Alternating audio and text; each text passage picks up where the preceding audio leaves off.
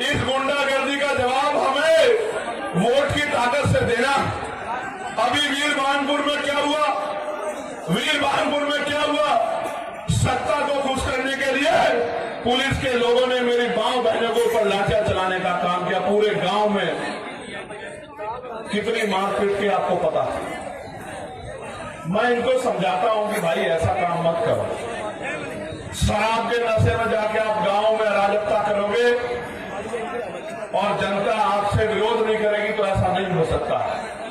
इसलिए मैं इस घटना का संज्ञान लूंगा और जो अन्याय वहां हुआ है लोकसभा में 9 तारीख से जब लोकसभा चलेगी उस अन्याय को देश के प्रधानमंत्री के सामने दिखाने का काम करूंगा। उनको बताऊंगा कि उनकी सरकार किस तरह की गुंडागर्दी उत्तर प्रदेश में कर रही गरीबों के साथ।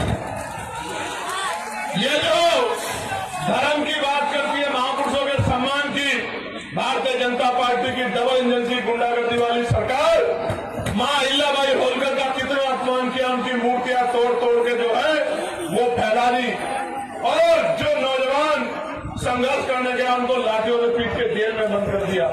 इतनी गुंडागर्दी कर रही है सरकार।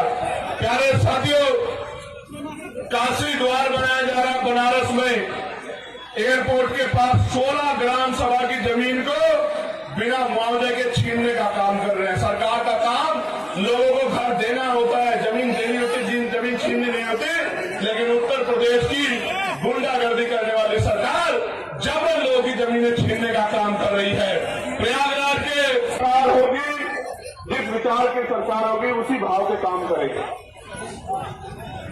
इस उत्तर प्रदेश में पिछड़े समाज की जब 1931 में जनगणना हुई तो 52% था।